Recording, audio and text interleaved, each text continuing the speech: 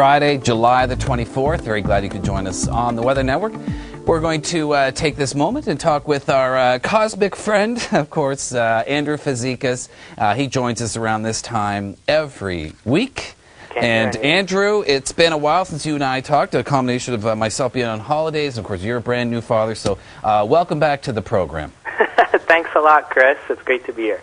You bet, Andrew. Okay, now we've got a lot to talk about here. We've got a full schedule, no surprise, with the summertime. People love to get out and do some stargazing, but already you've got some photos that I would say are quite dazzling of a recent occurrence. It is beautiful. I wish I was where these pictures were taken. Okay. This happened on Tuesday night. It was a surprise auroral display. The northern lights were shining bright in the skies above Alberta and Saskatchewan. Wow. And this was taken by a photographer, Zoltan Kenwell, outside of Edmonton, about 100 kilometers drive. He popped into his car and he went out as soon as he saw that there were some auroras, and he caught some beautiful pictures. You can see with the tree line in the front and the spectacular displays up above. And this was a surprise display, and hopefully it's something to whet our appetites, because the fall season, basically end of August and into September, is when we start getting into the season of the northern lights, where we have more chances of seeing it across Canada. And of course, we always better viewing when you're outside of a big city and the city lights. I've only been lucky enough to see them once, and I didn't see the colors, Andrew. I just saw the all whites, but they looked like floating spirits in the sky, and I will never ever forget that experience. So thank you for sharing that with us. And again, I guess is it true the further north you are, the more likely you are to see these? Exactly. So yeah, the better you are if you're more north. But if it's strong enough display, you get lucky. In Montreal, where I am, I've seen them a few times in the last few years. So keep your eyes open. No, I've heard they can be seen as far south as Texas, believe it or not. All right, Andrew, let's talk about here. What can we expect to see in the night sky, say, in the coming nights? Well, do you like donuts? Well, who doesn't? We're Canadian. Well, if you're a Canadian, you gotta like donuts. You bet. Well, it's not just Canadians overall, but also sky watchers really like donuts, it seems, because there's one little tiny donut that's a treasure for those that have telescopes. And I got to mention this little thing because it's so spectacular. It's such a neat little sight.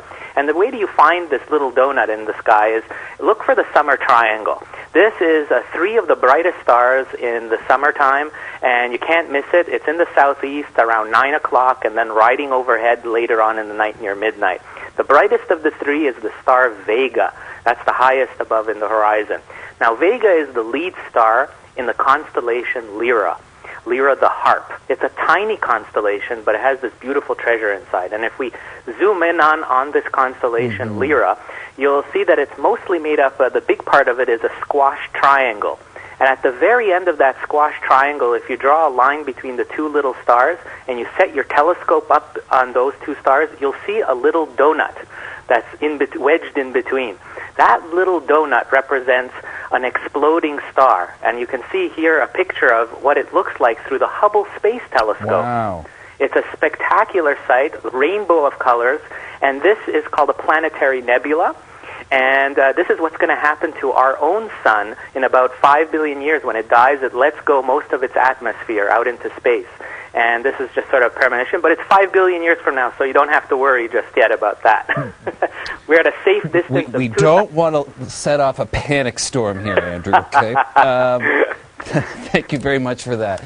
Also in the news, Jupiter. Jupiter gets hit again. It seems like this. Well, I mean, it's so huge. I guess we shouldn't be surprised when something that large gets hit by comets or whatever the case may be. I suppose, Andrew. Yeah, I mean, this is a fantastic thing. We really do have to thank Jupiter because of its large mass. It seems to collect a lot of comets, and the poor thing gets hit a lot. And it seems like it just got hit this past week.